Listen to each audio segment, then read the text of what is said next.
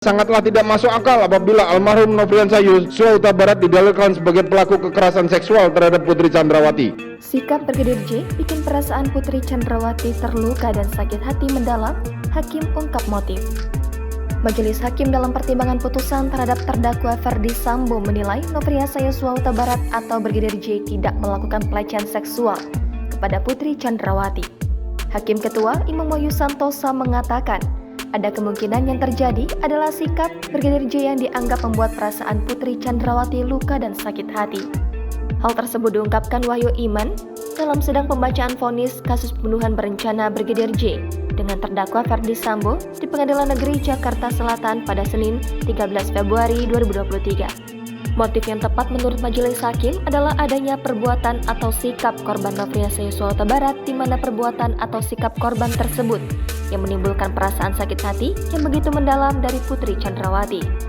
Hakim Wahyu mengatakan dengan alasan itu juga tidak diperoleh keyakinan yang cukup korban Brigadir J melakukan pelecehan seksual terhadap Putri Chandrawati. Pertimbangan lainnya, Hakim mengungkapkan Ferdy Sambo sendiri pernah mengatakan bahwa peristiwa pelecehan seksual terhadap Putri Chandrawati di Magelang hanya ilusi. Menurut Hakim, hal itu diungkap saksi Sugeng Putut Wicaksono yang mengaku berulang kali diingatkan Ferdy Sambo bahwa pelecehan seksual adalah sebuah ilusi. Majelis Hakim menilai tak ada fakta yang menunjukkan bahwa Putri Chandrawati mengalami stres atau trauma akibat kekerasan seksual. Oleh karenanya, Hakim meragukan pengakuan Putri soal menjadi korban pelecehan Nofriansah Yosua Huta Barat. Sehingga sangatlah tidak masuk akal apabila almarhum Nofriansah Yosua Huta Barat didalilkan sebagai pelaku kekerasan seksual terhadap Putri Chandrawati. Karena faktanya almarhum Nofriansah Yosua Huta Barat yang bergantung secara ekonomi kepada Putri Chandrawati.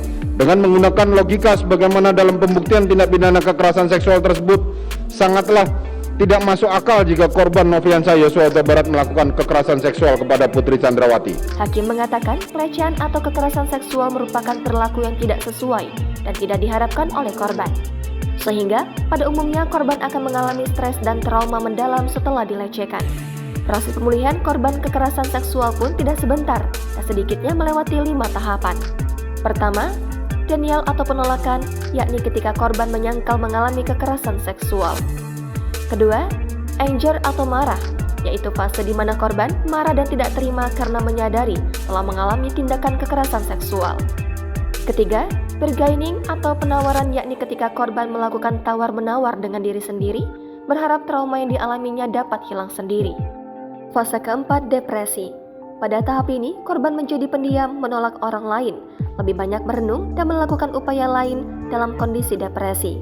Tahap terakhir yaitu acceptance atau penerimaan di mana korban mulai mengembangkan rasa damai dan menerima takdir sebagai korban pelecehan. Dalam kasus ini menurut Hakim, Putri tak menunjukkan tanda-tanda mengalami stres atau trauma akibat pelecehan seksual. Pasalnya, setelah mengaku dilecehkan di rumah Magelang, Jawa Tengah pada Kamis 7 Juli lalu, istri Ferdy Sambo itu justru memanggil Yosua untuk bicara berduaan di kamar selama 15 menit. Diketahui, PN Jakarta Selatan menggelar sidang pembacaan putusan terhadap mantan Kepala Divisi Profesi dan Pengamanan Polri, Ferdy Sambo dan istrinya, Putri Chandrawati secara terpisah hari ini. Keduanya merupakan terdakwa kasus dugaan pembunuhan berencana terhadap mantan ajudan Ferdy Sambo, Nofriansah Yosua Huta Barat. Dalam kasus ini, SKD Propam Polri dan istrinya itu menjadi terdakwa bersama dengan 2 ajudannya, Richard Eliezer dan Ricky Rizal. Selain itu, seorang asisten rumah tangga sekaligus sopir keluarga Ferdy Sambo, Kuat Maruf, juga turut menjadi terdakwa dalam kasus ini. Dalam tuntutannya, jaksa penuntut umum menilai kelimanya terbukti secara sadar meyakinkan bersalah melakukan tindak pidana pembunuhan terhadap Yosua yang direncanakan terlebih dahulu.